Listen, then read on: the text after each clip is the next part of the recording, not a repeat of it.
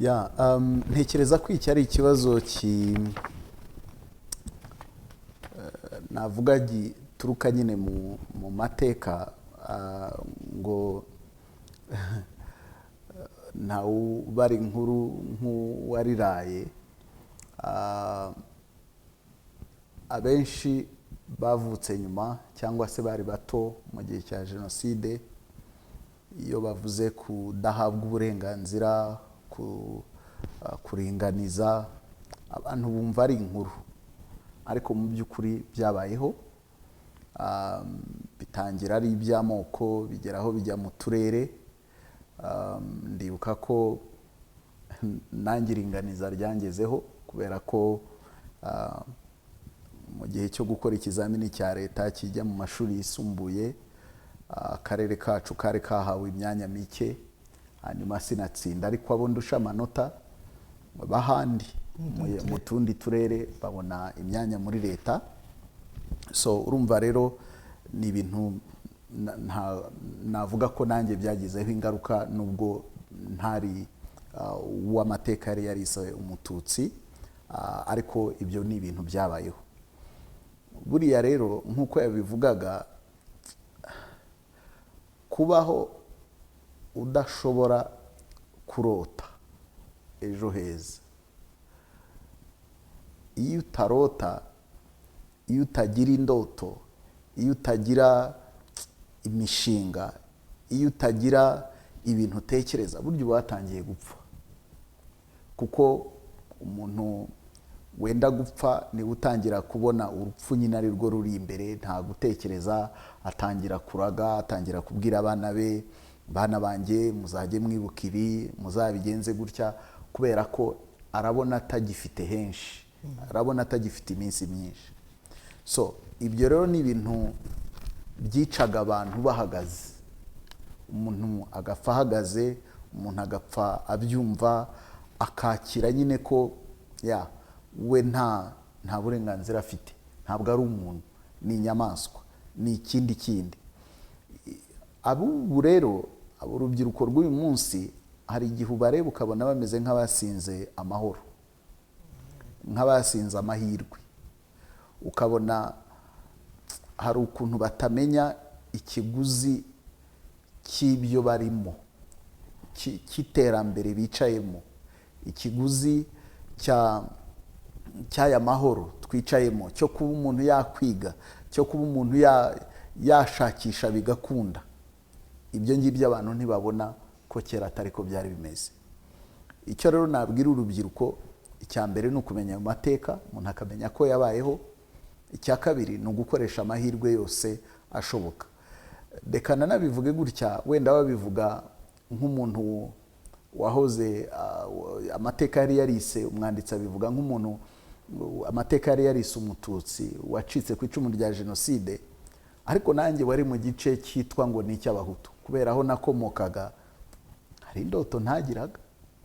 Uyu munsi nibuka ahantu igitekerezo cy'uko nshobora kwiga nkagera muri kaminuza cyanziyemo.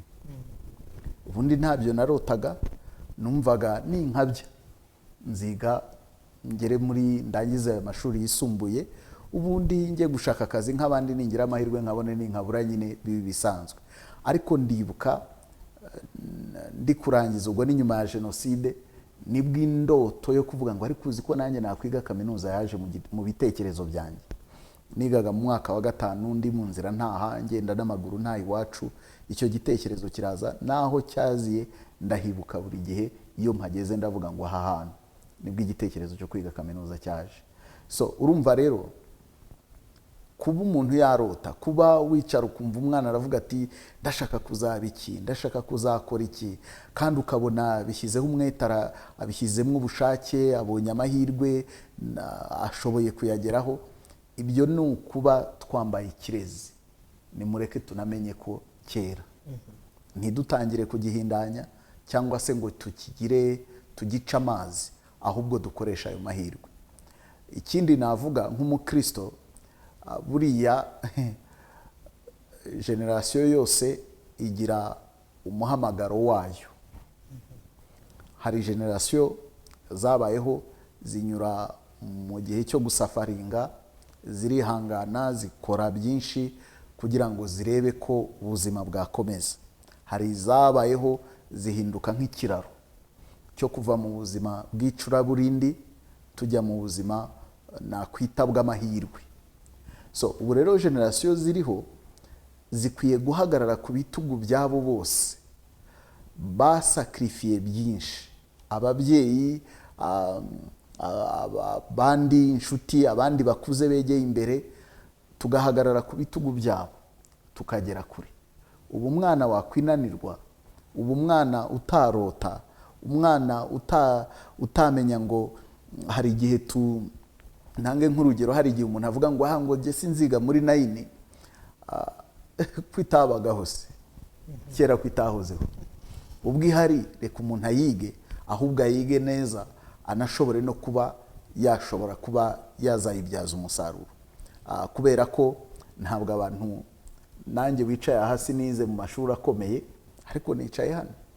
So ntabwo rero ikibazo ari kuba aho wigiye, ahubwo ikibazo amahirwe wahawe wayakoresheje neza. So niyo mpamvu rero nkangurira urubyiruko ngo mureke amahirwe yo kuba umuntu yarota, yo kuba umuntu yakwiga bigashoboka, yo kuba yasaba akazi, yo kuba ya dreaminga. Ubu njya ndeba urubyiruko nkavuga ngo ubu ntimukadreaminge gushaka akazi na hano mu Rwanda gusa, mujye mudreaminga no hanze.